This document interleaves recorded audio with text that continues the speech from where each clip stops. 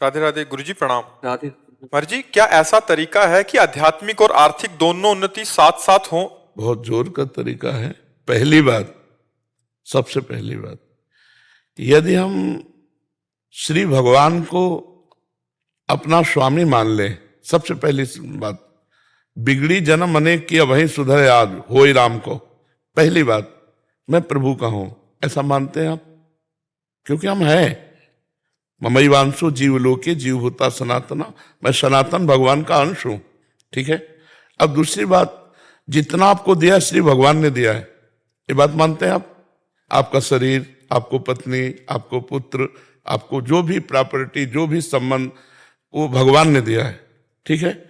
अब उसके पोषण के लिए आपको नवीन कर्म करने हैं, नौकरी है, व्यापार है, कृषक किसानी है, जो भी करना है।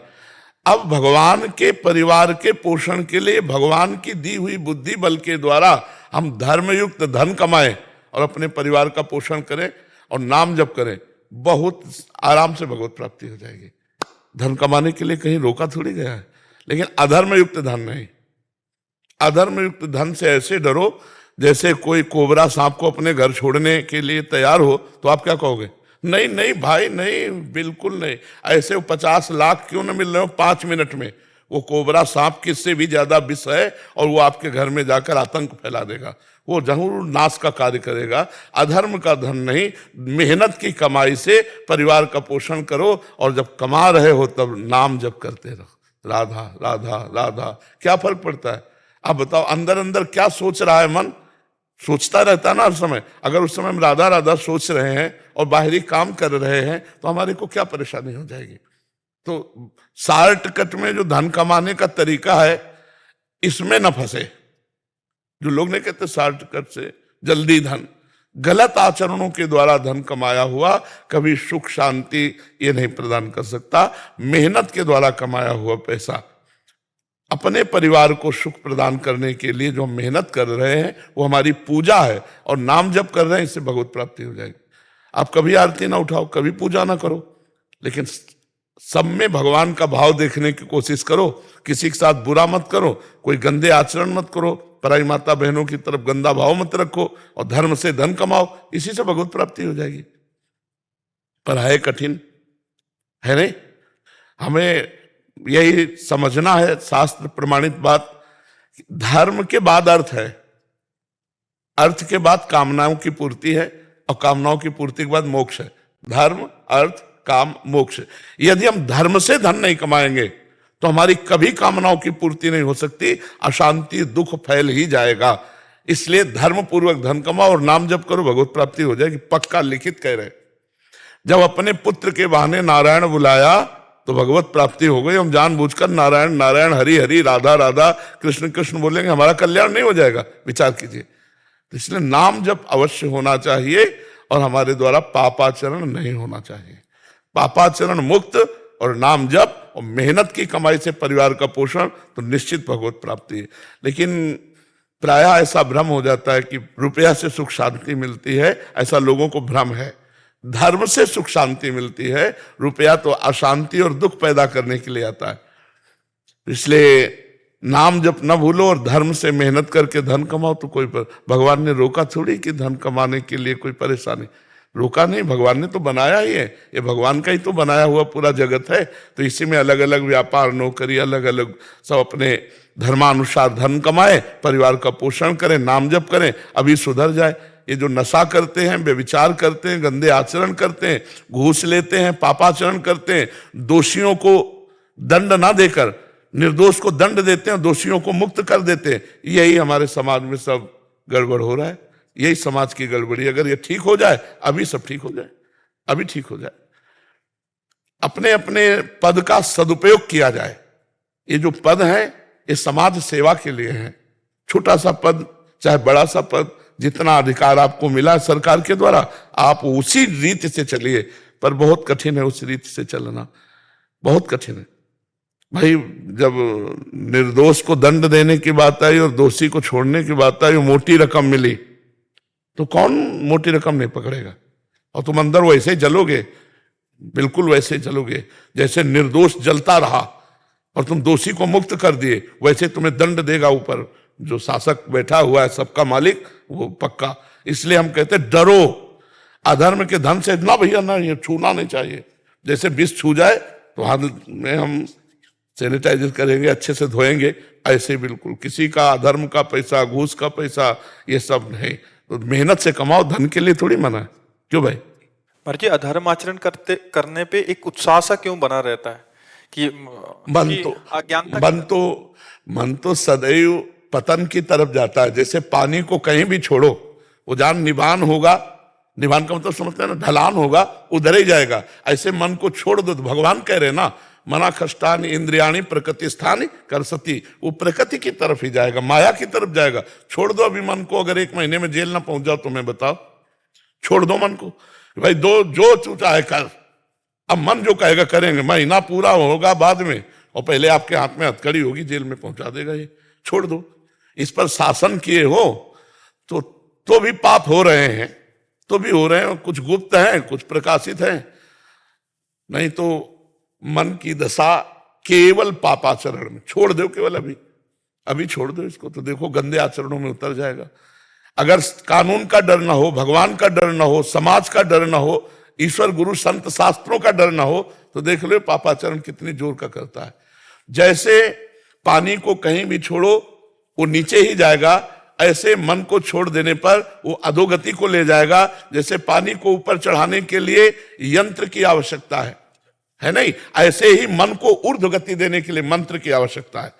आप नाम जप कीजिए, मंत्र जप कीजिए, आपका मन उत्तम की तरफ जाएगा, पवित्र की तरफ जाएगा, धर्म की तरफ जाएगा। छोड़ दोगे अधर्म की तरफ चला जाएगा। महाराज जी, इनका एक और प्रश्न का एक और अर्थ निकल रहा था। ये कह रहे हैं कि आध्यात्मिक और आर्थिक दोनों उन्नति नाम जप से सहज है। हाँ, अगर केवल नाम जप के लिए बैठ जाओ, केवल नाम जप के लिए, मैं कुछ नहीं करूंगा, आज से नाम जप करूंगा, हटना नहीं, परीक्षा होगी तुम्हारी, हटना नहीं। और फिर आप देख लो, जितना आप सोचे उससे अधिक धन न मिल जाए तो बताना। जितना सोचे हो उससे अधिक धन मिल जाएगा। कितने लोग परिवार में होगे तुम? कितने होगे? 6 लोग। 6 लोग। यहाँ 600 का बाल भोग, 600 का राजभोग, 600 का शयन भोग। और अगर परिवार की बोले तो 10,000 में है? सब ऐसे हैं, मंजन से लेकर के शयन, खान पान सब व्यवस्था, और किसी से ऐसे नहीं। ये उदाहरण हम इसलिए दे रहे हैं कि नाम जब से सब हो सकता है क्या? तो हम और क्या करते हैं? फावड़ा तो चलाते नहीं ना, मांगते नहीं, अपने आप सब चल रहा है, भगवान की कृपा से चल रहा है। नाम जप में कितनी सामर्थ्य, क्या ये हमारा जीवन भर नाम जप का फल है? ये तो पापियों के पास भी है जो गड़ासा चलाते हैं। ये ब्याज है, मूल तो तुम हमारा धन देख ही नहीं सकते। मूल धन तो देख नहीं सकते, ब्याज को देख लो कि एक परिवार होता है 10-20 लोगों का, पूरे पालन पोषण करने के लिए चिंता होती, चाहे जितना बड़ा धनी हो। यहाँ निश्चिंत है, निर्भय है। तो इसलिए अगर आप कर्तव्य कर्म करते हैं और नाम जप करते हैं, ये बहुत अच्छा है, क्योंकि आप कोई विरक्त नहीं है, आप गृहस्थ हैं। हम विरक्त हैं, हमारा एक ही कर्तव्य कर्म है, रात दिन केवल भगवान का भजन करना। तो उससे सब पूर्ति हो रही कि नहीं हो रही? और ये इतना नहीं है, ये इतना मत मान लेना कि इतना वैभव, चुट्टू पुट्टू माया का वैभव। हमारे लाडली लाल पूरा निकुंज पर भगवान को मर के बरकर है तो बहुत बड़ा नाम जप करने वाले को जो मिलता है वो निहाल हो जाता है। कबीरा सब जग निर्धना, धनवंता नहीं कोई, धनवंता सोई जानिए जाके राम नाम धन होए। जो भगवान नाम जप कर रहा वही धनी है। समझ पाए आप भाई? महाराज जी, मैं मतलब जब से नाम जप कर रहा हूँ ना, मन में महाराज जी बहुत डर बन रहा है महाराज जी। अब हाँ, मर जा बहुत। हाँ, क्योंकि वो मरेगा ना, मन निर्मल होगा ना, विषय नहीं मिल रहा ना, तुम्हें थोड़ी डर लग रहा है, मन को डर लग रहा है। महाराज जी कुछ भी करता हो तो लग रहा है ये गलत हो रहा है। आप जैसे मेरे पीछे पीछे बोल रहे हो कि ये गलत है, ये नहीं, देखो नहीं, अभी तुम गलत सोच रहे हो। गलत करोगे तो गलत है, नहीं तो सब कुछ गलत थोड़ी बच्चा। कुछ सोच भी लेता हो तो गलत, मतलब कुछ नहीं, क्या गलत सोचते हो? जैसे मतलब किसी को, मतलब पहले मैं जैसे नॉनवेज वगैरह खाता था, अब तो नहीं खाता प्रॉपर, तो मतलब आप खाता ही नहीं हो एकदम। आप ये समझो, अगर गलत सोचोगे तो आप ये समझो प्रेमानंद रूपी भूत तुम्हारे दिमाग में बैठा रहेगा। मतलब कोई कोई कुछ बोलता है, कोई कुछ खराब बोल रहा है, जैसे कहीं गया मैं तो सुन के मतलब मेरे से कुछ निकल गया गलती से मुंह से, तो ऐसा लगता है कि क्या बोल दिया रूम पे आके, ऐसा लगता है मैं हॉस्टल पे रहा तो ऐसा लगता है रूम पे आके क्या बोल हाँ बस और थोड़ा सावधानी, नहीं ये अच्छा है, टेंशन नहीं, ये अच्छा है, बहुत सावधानी से रहे तो आपसे पाप कर्म नहीं बनेंगे। लेकिन सत्कार्यों में नहीं डरना है। हमको दो बातें देखनी है कि यदि गंदा मन सोचता है तो डरना चाहिए, गंदा बोलता है, गंदा आचरण की प्रेरणा करता है तो हमें डरना। जो डर गया वो बच गया। समझो, संसार में जो डर गया वो बच गया। कैसे? समाज का डर, कानून का डर, ईश्वर का डर, गुरु का डर, तो आपसे पाप कर्म नहीं होगा। और जो डरा नहीं वो मर गया। उसे कहते हैं ना, जो डर गया वो मर गया। लेकिन हमारे यहाँ सिद्धांत दूसरा है, जो डर गया वो बच गया और जो डरा नहीं वो मर गया। अगर आप ईश्वर से नहीं डरेंगे तो पापाचरण करेंगे ना, आप गुरु से नहीं डरेंगे तो मनमानी आचरण करेंगे ना, आप समाज से नहीं डरेंगे तो आप समाज द्रोही पापाचरण करेंगे, कानून से नहीं डरेंगे तो आप बहुत बड़े बड़े अपराध कर सकते हैं। डर अच्छा है, ईश्वर का डर, गुरु का डर, माता पिता का डर, समाज का डर, ये मंगल करने वाला डर है। अब इस डर में इतना ना डर जाए कि हम मंगल कार्यों में भी डरने लगे, ऐसा नहीं। जो कार्य हमें करने के लिए आदेश मिले हैं वो कार्य करना। बहुत पवित्र हृदय हो रहा है, उसमें थोड़ी सी भी गलती बर्दाश्त नहीं होगी। अब उसको आप मतलब टेंशन मत लीजिए। आप उससे टेंशन में ले रहे हो क्या? महाराज जी मतलब ऐसा लगता है कुछ भी करने जाता हूँ, जैसे अब ऐसा लगता है कि जैसे नाम जप नहीं हो रहा है तो लग रहा है कि महाराज जी ने मेरे को एक दो बार कहा नाम जप के, तब भी नहीं हो रहा, तो अब कैसे हो सकता है? तभी मैं जबरदस्ती करता रहता हूँ। नहीं, जबरदस्ती ही करते रहो। अभी तो तुम बच्चे हो यार, हम लोगों की जिंदगी व्यतीत हो गई। जैसे लोगों से कहो ना भजन करो, बोले 24 घंटे करते हैं, तो हमें लगे यार 24 घंटे यार, यहाँ पूरा जिंदगी निकली जा रही है और 24 घंटे उन्हीं में है। लेकिन ये कहने में हमको डर लगेगा कि नहीं 24 घंटे, पता नहीं नींद में चलता हो कि ना चलता हो। जागृत में तो हम चला कोशिश कर, लेकिन नींद में तो झूठा ना हो जाएगा। तो 24 घंटे चलता है, इस पर मोहर नहीं लगा सकते। इस पर ठाकुर जी मोहर लगाएं, गुरु जी मोहर लगाएं, हमारा प्रयास है, प्रयास हमारा है। तो अभी तो बच्चा हो तुम, तो जैसे कि नाम छूट गया क्या, तो तद विस्मरणेन परम व्याकुलते, नारद जी कहते हैं भगवान का स्मरण छूटने पर व्याकुलता आना, तो ये तो अच्छी बात है। गलत बात सोचने पर भय लगना, ये तो अच्छी बात है। किसी से कोई भी बात कहने के बाद उसका चिंतन करना कि मैंने गलत कहा कि सही, अगर थोड़ा भी गलत हुआ तो जलन होना, ये तो अच्छी बात है। ये तो बहुत पवित्र हृदय की बात है। पहले ऐसा नहीं होता था, पता नहीं कैसा अलग। अब नाम जप कर रहे हो तो ऐसा होगा, पहले थोड़ी नाम जप चल रहा था, अब तो दवाई साथ में चल रही, हृदय पवित्र। शुरू में जब नाम जप किया तब सब अच्छा हो रहा था, अच्छा लग रहा था, सब चीज मतलब बढ़िया हो रहा था। मतलब अब तो जलन लग रहा है यार। हाँ, अभी और बढ़ेगी जलन। ये थोड़ा मार्ग जलन का है, और जहां सारे पाप भस्म हो गए तो नाच पड़ोगे, पायो जी पायो मैंने राम रतन धन पायो। ये एक मार्ग डर वाला निडर अवस्था में पहुंचाता है। यत तग्रे विस्मय परिणामे अमृतोपमम तत्सुखम सात्विकम स्मृतम। जिसकी शुरुआत विष जैसी लगे उसका परिणाम अमृत होगा। ये है सतोगुण, ये है भजन का मार्ग। इसमें विष जैसा लगता है शुरुआत और परिणाम अमृत जैसे, और भोगों में अमृत जैसा शुरुआत लगती है और परिणाम बड़ा विश्वत होता है। यत तग्रे अमृतोपमम परिणामे विस्मय तत्सुखम राजसम स्मृतम। जो राजसिक भोग आदि हैं इनमें शुरुआत अमृत जैसी लगती है, अरे भोग ले तुरंत बड़ा सुख में, परिणाम बड़ा दुखद होता है। तो इसलिए बहुत अच्छे चल रहे हो। क्या जी इतना मतलब जलन पैदा हो गया था ना कि मतलब इधर आ गया। अच्छा, जलन किसको होती है? विवेक धारण कर, जलन किसको होती है? मन को। तो गलत जन्म जन्मांतर से कर्ता कौन चला रहा है? मन करवाता है, उसको जलने दो, शांत रहे तू। यम ही ना, भगवान ने सब कुछ लिख दिया है, यम ही ना व्यथ्यन्ते पुरुषम पुरुषर्षभ सम दुखा सुखाधीरम स्वमृतत्वाय कल्पते। जो हृदय की जलन से व्यथित नहीं होता, उसे सह जाता है, वही अमृत पद का अधिकारी होता है। बहादुर बन तो कायर बन गए, अरे हृदय में जलन होती है, अरे ऐसा होता है, सब कष्ट सहते हुए भगवान के मार्ग में चला जाता है। हे प्रभु, आपके द्वारा दिया हुआ हर विधान मेरे लिए मंगल है। क्या रोता गाता घूम रहा है, हृदय जलता है, ये हो रहा है, ये तो सब प्रोसेस है उसका। देखो, जब हमें पता होता है कि मेरे छाती में फोड़ा है तो रुपया दे के चिरवाते और महीनों उसमें पट्टी बंधवाते रहते, लेकिन हमको पीड़ा होती पर दुख नहीं होता। क्यों? क्योंकि हम जानते हैं 1 महीना बाद हम ठीक हो जाएंगे। ऐसे इसमें जलन होती पर सुख होता है आंतरिक, क्योंकि हम सतमार्ग में चल रहे हैं, भजन में चल रहे हैं। ये पापाचरण के द्वारा की हुई जो मलिनता है वो जल रही, एक दिन हम आनंद में पहुंच जाएंगे। और गंदे कामों में तत्कालिक सुख दिखाई देता है, लेकिन हृदय जलता है, वो जीवन भर जलता रहेगा। ये थोड़े दिन जलेगा और नाच पड़ेगा, मन आनंदित हो जाए। अशोक जी। राधे। राधे राधे महाराज जी। महाराज जी, मैं यूट्यूब के माध्यम से आपको ऑस्ट्रेलिया में सुन रहा हूँ। आपके द्वारा मार्गदर्शन जो करते हैं उसका पूर्ण रूप से पालन करने की कोशिश करता हूँ। महाराज जी, मेरा एक संशय है। गीता में कहा है कि आत्मा अजर अमर है, ना उसे जलाया जा सकता है, ना काटा जा सकता है, ना गीला किया जा सकता। लेकिन गरुड़ पुराण में नरक में आत्मा को गर्म तेल में तलने और काटने की बात कही गई है। ऐसे में कौन सा? नहीं, उसको समझना है। जो गीता जी में कहा, नैनम छिन्दन्ति शस्त्राणि नैनम दहति पावकः न चैनम क्लेदयन्त्यापो न शोषयति मारुतः, वो सच्चिदानंद आत्म स्वरूप को कहा गया है। और जो गरुड़ पुराण में आत्मा संबोधन किया गया, वो अंतःकरण के अहम धर्म को, अंतःकरण में मन बुद्धि चित्त अहंकार, वो जो अहंकार है, एक जो शुद्ध मैं है वो ब्रह्म तत्व है। जो मैं है वो ब्रह्म तत्व है। जो मैं के साथ लग करके क्रियाएं हुई हैं वो अंतःकरण का अहंकार है।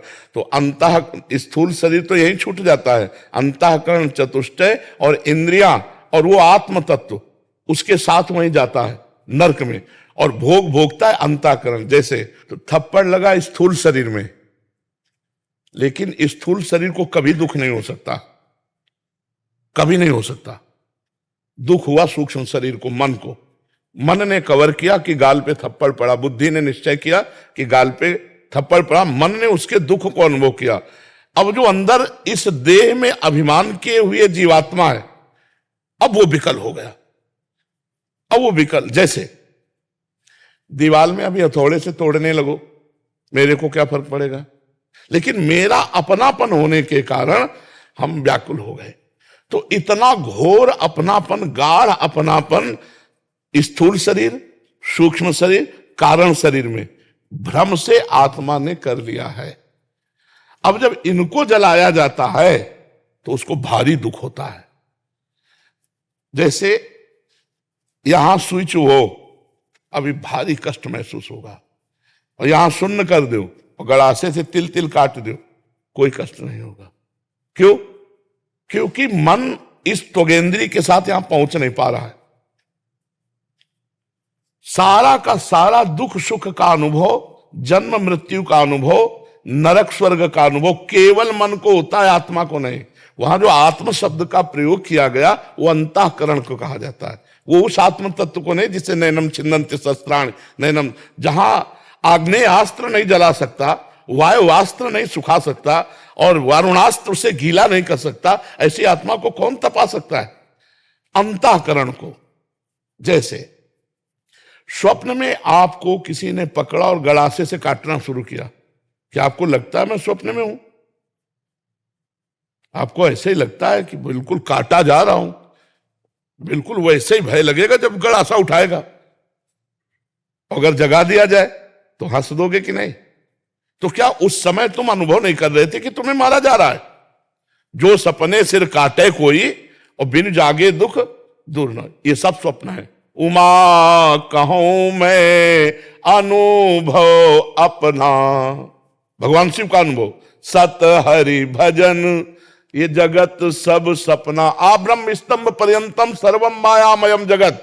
तो नरक भी सपना, स्वर्ग भी सपना, मृत्यु लोक की हर क्रिया सपना। जेहि जाने जग जाए हेराई, जागे जथा स्वपन भ्रम जाई।